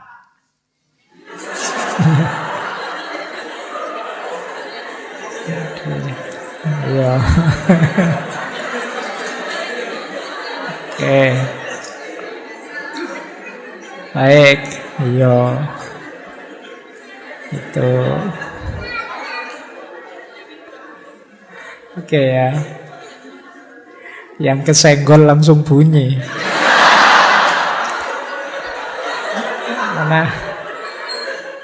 Baik, kita lanjutkan. Jadi tidak masalah bagi orang yang mencintai. Biarlah sang pecinta saja. Itu kayak apa ya? Kayak Dylan yang bilang bahwa biar aku saja, kamu tidak akan kuat.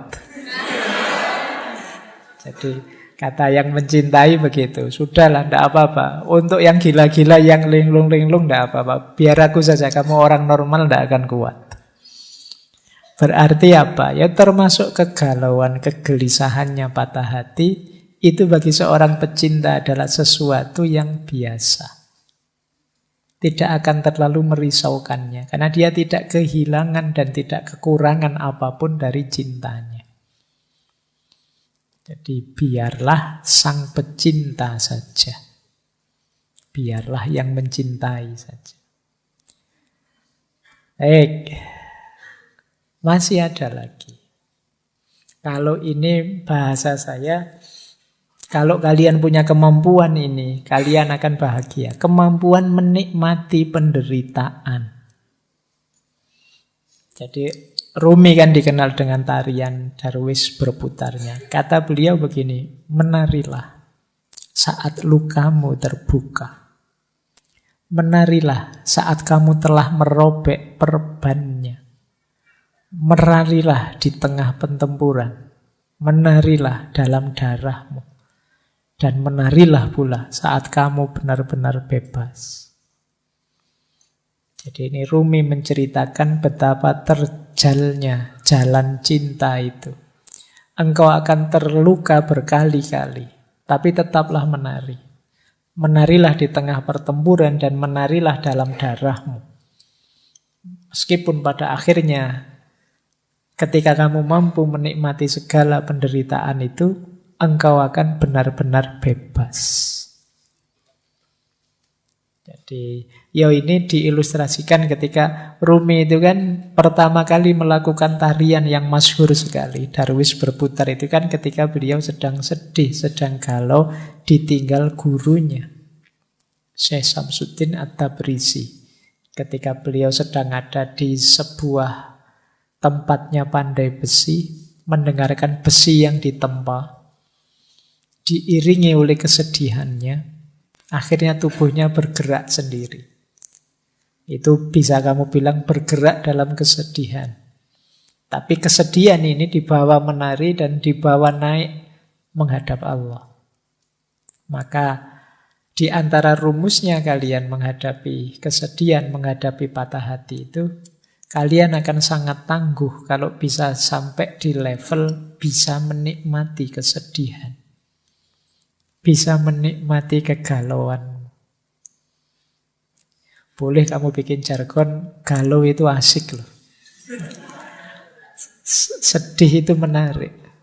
Banyak karya-karya besar lahir karena kesedihan. Karena kegalauan.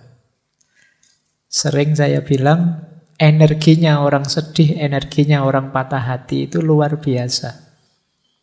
Tinggal kamu mampu atau tidak menikmati dan mengelolanya. Jadi kayak kalian waktu jatuh cinta itu kan energinya juga besar. Tinggal mampu atau tidak kalian mengelolanya. Misalnya orang jatuh cinta itu tiba-tiba jadi puitis. Dikit-dikit nulis puisi. Mbok ya sekalian nulis buku puisi. Lumayan, mumpung kepalamu sedang meledak-ledak, menyala-nyala dengan cinta.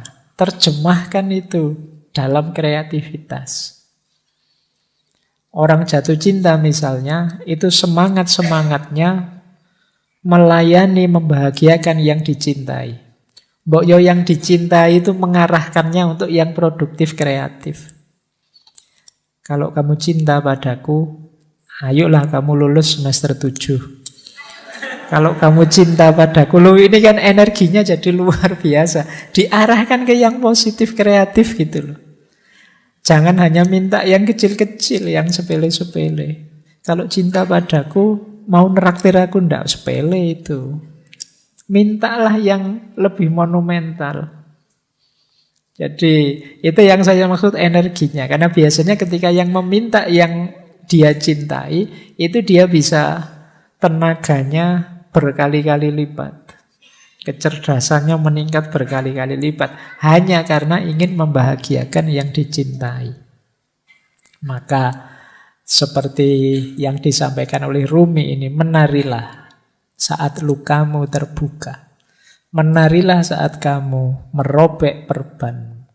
Menarilah di tengah pertempuran. Menarilah dalam darahmu. Menarilah pula saat engkau benar-benar bebas. Pada puncaknya, cinta akan membuatmu bebas. Yang paling jelas ya bebas dari belenggu ego dirimu sendiri. Orang mencintai itu kan ketika orang yang bisa menaklukkan dirinya sendiri. Baik, saya lanjutkan. Nah, Maulana Rumi juga pesan pada kita, rasa sakit yang kamu rasakan ini adalah membawa pesan. Dengarkan mereka. Jadi ini latihanlah mendengarkan lukamu sendiri. Latihanlah memahami pesan yang dibawa oleh kesedihan dan dukamu. Maka jangan terlalu hanyut emosional oleh pengalaman pahit yang kamu miliki.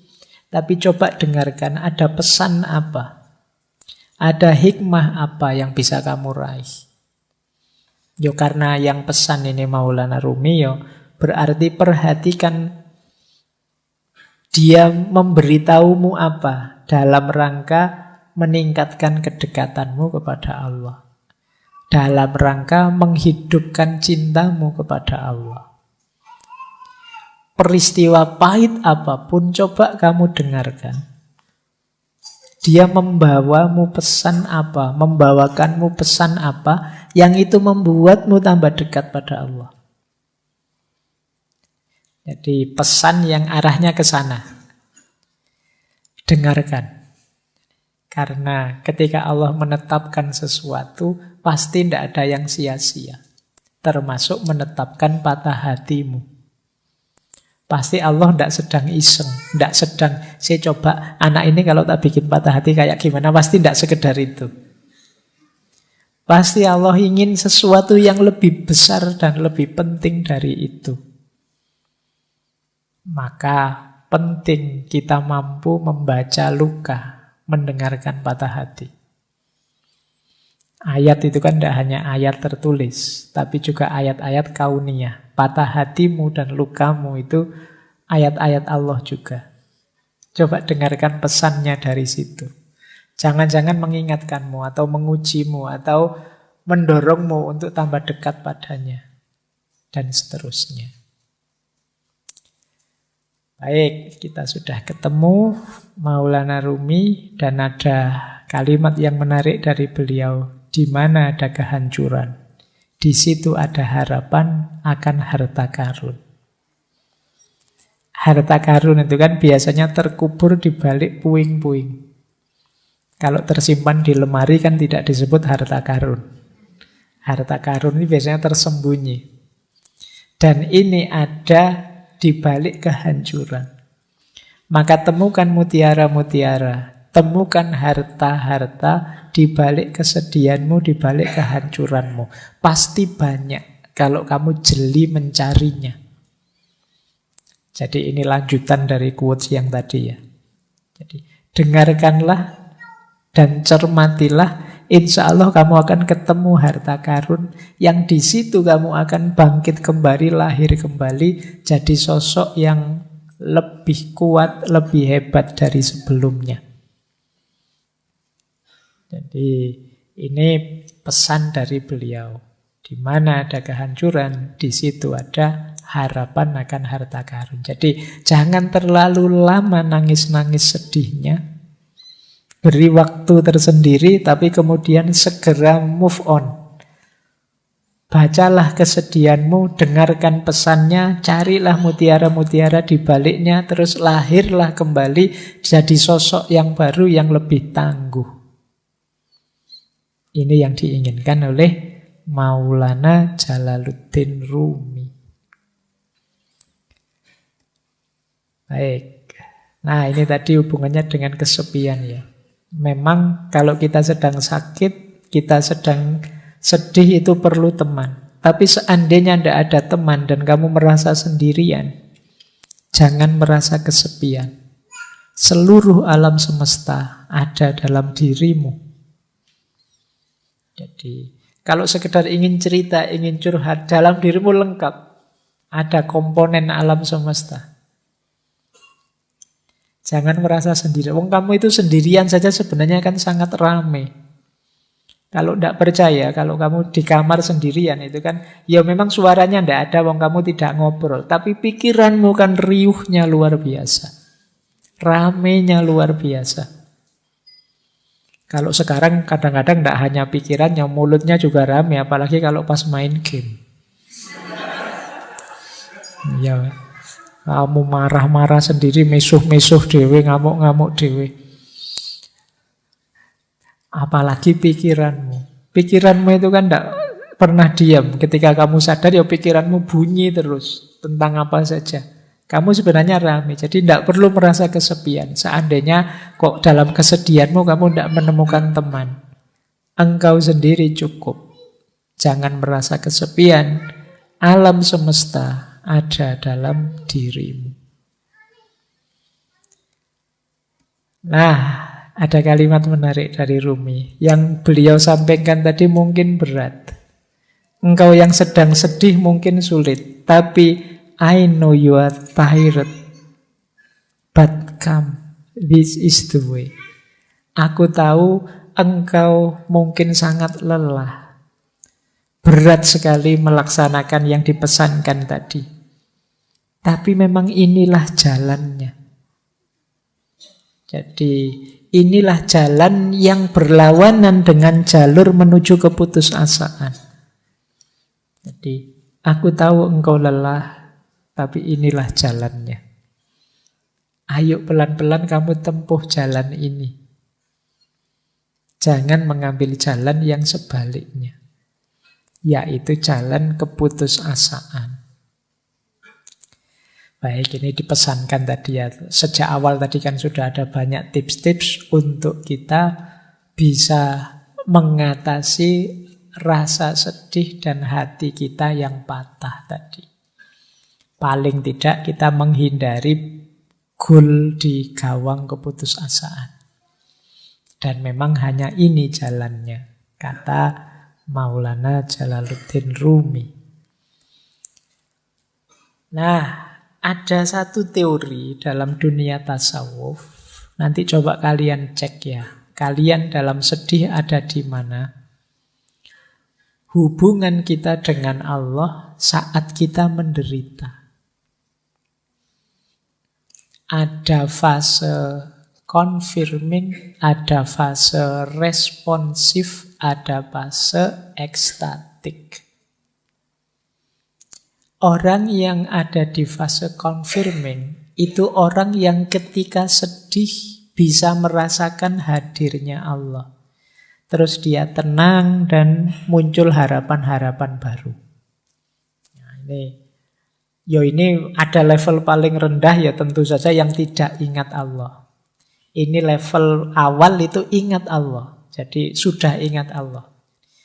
Ingat Allah saja itu akan menenangkanmu. Memunculkan optimisme baru. Sebuntu apapun jalanku, aku masih punya Allah ternyata. Harapanmu muncul. Ada fase lebih dalam lagi. Tidak sekedar sadar hadirnya Allah, tapi sadar dekatnya Allah dan baiknya Allah. Ini lebih besar lagi kegembiraan dan optimismemu. Allah akan selalu mengabulkan doa-doa kita. Permohonan kita, permintaan kita. Allah selalu sayang dengan kita. Allah itu tidak pernah tidak baik kepada kita. Kita saja yang keluar jalur. Sehingga kebaikan Allah tidak sampai.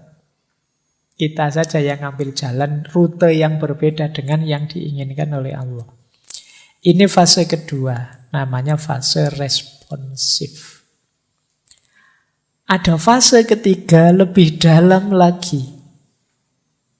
Di fase ketiga ini, kita tidak sekedar merasa dekat dan Allah itu baik, tapi kita sudah intim sama sekali. Kita sudah sangat cinta dengan Allah, sehingga apapun yang diberikan oleh Allah, apakah itu pahit ataukah manis, tidak masalah. Ini namanya fase ekstatik. Nah, dalam kesedihan kita ada di mana? Allah yang hadir dalam diri kita, apakah sekedar confirming, apakah responsif, ataukah sudah ekstatik. Orang yang sudah bisa menikmati kebersamaan dengan Allah adanya di level ekstatik. Orang yang hanya sadar Allah itu ada kok, Gusti Allah ora sare, itu namanya fase confirming. Orang yang sadar bahwa Allah itu tidak sekedar hadir, tapi dia maha baik dan akan mengabulkan semua doa kita, namanya fase responsif.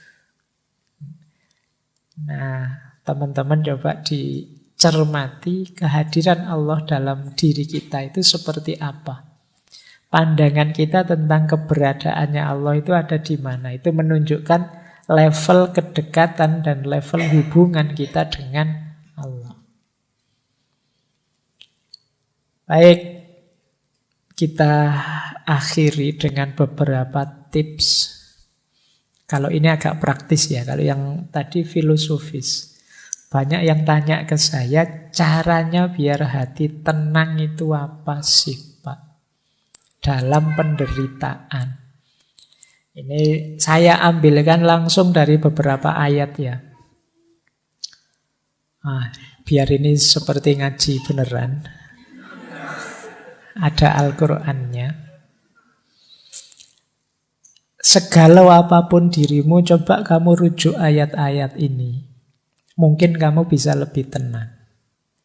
Yang pertama surat Al-Insyirah, ayat 5 sampai ayat 6. Yang bunyinya adalah fa inna ma'al usri yusra, inna ma'al usri yusra.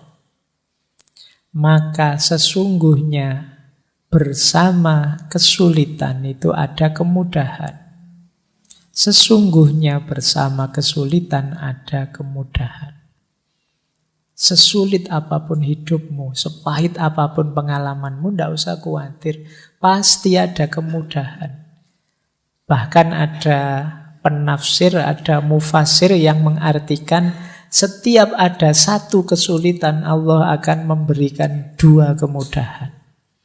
Ini kan diulang dua kali. Fa inna ma'al usri yusra, inna ma'al usri yusra. Jadi yang pertama, kamu ingat-ingat ini. Allah sendiri yang menjanjikan. Sesungguhnya bersama kesulitan ada kemudahan. Maka jangan putus asa.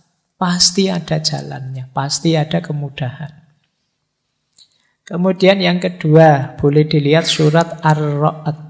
Ayat 28. Tadi sudah kita singgung sedikit ya. Ala bidzikrillahi tatmainnul qulub. Sesungguhnya dengan mengingat Allah, bukankah dengan mengingat Allah itu hati menjadi tenang. Tadi sudah kita jelaskan level kedekatannya. Jadi kalau ingin tenang, hadirkan Allah. Ingat Allah itu menenangkan. Karena apa sih yang tidak mungkin di hadapan Allah? Terus, yang ketiga, kalau masih ada kebingungan-kebingungan, kekecewaan-kekecewaanmu karena keinginanmu tidak terpenuhi, boleh teman-teman merujuk surat Al-Baqarah, ayat 216. Wa asa antakrohu syai'an wa huwa khairul lakum wa asa an tuhibbu syai'an wa huwa syarrul lakum wallahu ya'lamu wa antum la ta'lamun. Jadi firman Allah, mungkin saja engkau membenci atau tidak suka sesuatu padahal itu baik untukmu. Dan mungkin juga engkau mencintai sesuatu padahal itu buruk buatmu. Allah lebih tahu, sedangkan kalian tidak tahu. Jadi ayat ini mengajarkan kita yang tidak terjadi dari keinginan kita, itu tidak selalu nanti sesuatu yang baik untuk kita. Jadi yang kita sukai bisa jadi itu buruk untuk kita. Allah lebih tahu. Jangan terlalu kecewa, jangan putus asa. Kalau cita-citamu gagal, bukan berarti itu ada kebaikan yang lepas. Bisa saja itu tidak terlalu baik untukmu. Allah menetapkan sesuatu itu ya pertimbangannya kasih sayang cintanya pada kita. Pikiran kita terbatas. Sulit untuk bisa tahu sampai detail sedalam-dalamnya manfaat dan efeknya sesuatu. Allah lebih tahu. Jadi kalau teman-teman sedang kecewa, sedang galau, keinginannya kok tidak terpenuhi, baca ayat ini. Bisa saja yang aku inginkan, yang tidak terpenuhi itu sesuatu yang aku sukai sih, tapi bisa saja dia buruk untukku. Bisa saja yang aku hindar-hindari, ternyata inilah yang baik untukku. Allah tahu, kita yang tidak tahu. Nah, membaca ayat ini mungkin bisa menenangkan kita. Kalau masih ada galau-galaunya, wa idza sa'alaka ibadi anni fa inni qarib ujibu da'watad da'i idza da'ani. Kalau hambaku meminta padaku, sesungguhnya aku dekat. Aku menjawab doa orang yang berdoa saat dia berdoa padaku. Jadi ayat ini menenteramkan kita masih punya Allah dan Allah dekat. Apapun yang aku minta, insya Allah akan dikabulkan. Nah, ini akan menenangkan kita. Yang terakhir surat Ar-Ra'd ayat 24. Salamun alaikum bima sobartum fani'ma uqbaddar. Ini finalnya. Kalau memang yang atas-atas tadi masih sulit, sadarilah tetap salamun alaikum bima sobartum. Selamat atas kamu karena kesabaranmu. Fani'ma uqbaddar itu betapa nikmatnya rumah tempat kita kembali nanti ke hadapan Allah.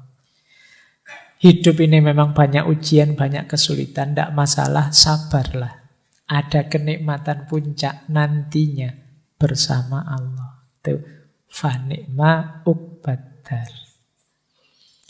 Ini dari Al-Quran. Boleh teman-teman mengambil, ini masyhur sekali, penenang hati, obat hati. Ini sebenarnya nasihatnya Syekh Ibrahim Al-Khawas. Bisa dicek di kitab Risalah Al-Qusairiyah. Kalau di Indonesia sudah jadi lagu terkenal sekali. Dawaul Qalbi Khamsatu Asya'a. Obatnya hati itu ada 5 hal. Qiraatul Quran bitadabbur. Membaca Al-Quran sambil tadabbur, merenungi maknanya.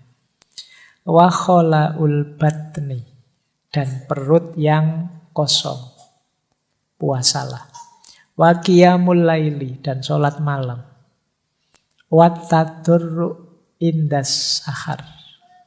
Jadi merenung, tafakur, zikir pada Allah di waktu sahur, sepertiga malam yang terakhir. Yang kelima, wa mujalasatus sholihin. Dan duduk bareng orang-orang yang soleh. Itu menenteramkan hati. Kita zikir tengah malam, kita zikir sepertiga malam, menenteramkan hati. Kita sholat malam, menenteramkan hati. Kita puasa, menenteramkan hati. Membaca Al-Quran sambil tadabbur, menenteramkan hati. Kalau kita kebingungan, apa yang harus saya lakukan? Pikiranku buntu. Sedang stres-stresnya, frustasi-frustasinya. Pilih satu di antara 5 atau lakukan 5-5-nya. Paling tidak kalau kita puasa, kita tidak mikir kegalauan kita lagi, mikir laparnya. Oh, itu kan kita, aduh kapan buka puasa ya, habis kamu tidak mikir yang-yangan lagi, terus mikir poso. Makanya kata Rasulullah itu anak-anak muda yang sudah ingin nikah tapi tidak kuat nikah, puasa saja. Puasa bisa jadi benteng. Baik, ini tidak saya jelaskan ya. Dulu ini saya ingat pernah saya jelaskan waktu sesinya Sunan Bonang. Baik, saya tambah satu lagi. Doa. Mungkin teman-teman butuh praktis doa untuk menenangkan hati. Ada banyak doa yang bisa kita baca saat kita sedang galau. Yang pertama, usahakan nanti kalau berdoa ngerti maknanya ya, biar lebih mantap. Doa ini doa anti kesedihan. Yang pertama ini ya, anti males, anti utang. Langsung dari Rasulullah.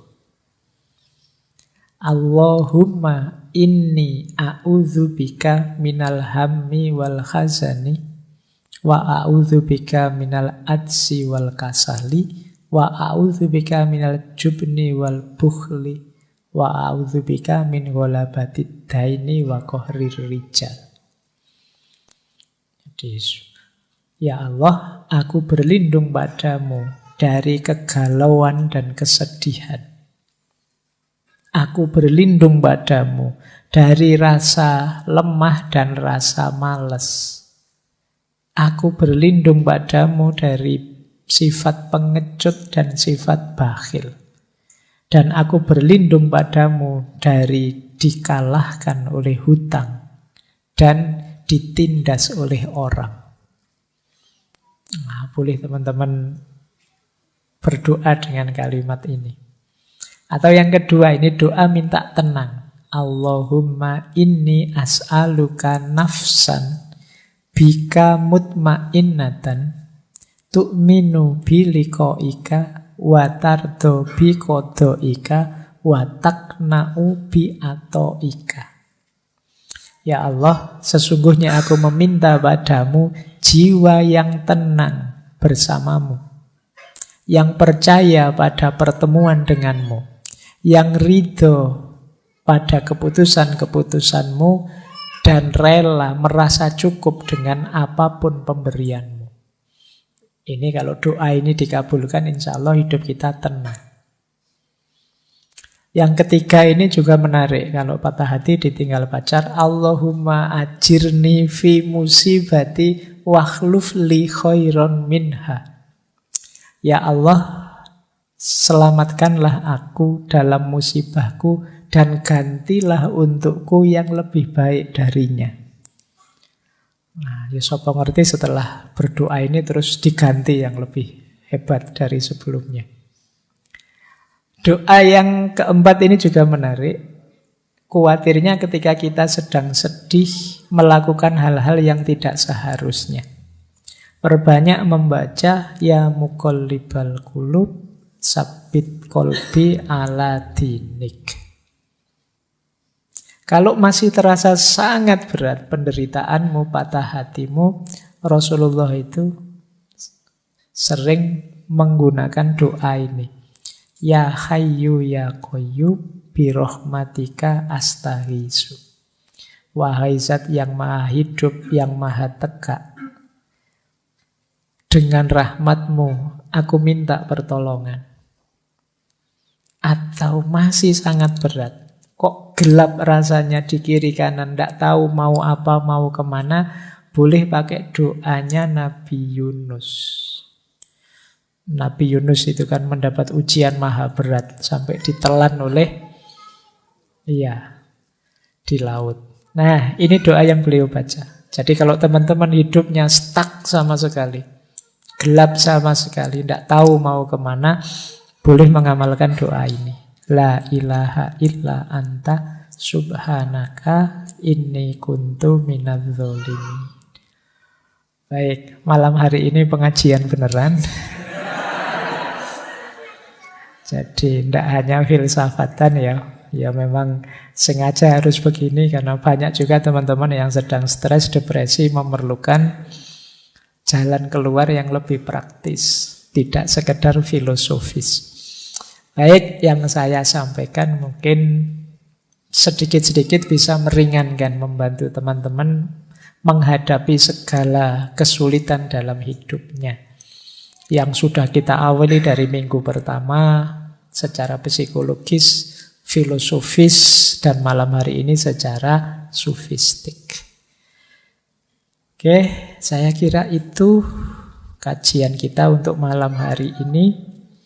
Seperti tadi diumumkan Mas Wahid ya, untuk bulan depan mungkin kita hanya 2 sesi. Karena akhir bulan kan sudah puasa.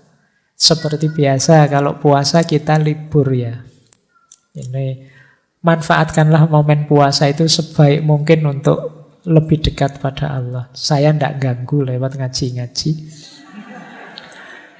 Jadi silahkan nikmati momen puasanya. Baik, saya akhiri sekian. Kurang lebihnya mohon maaf. Wallahul muwaffiq, wallahu a'lamu bissawab. Wassalamualaikum warahmatullahi wabarakatuh.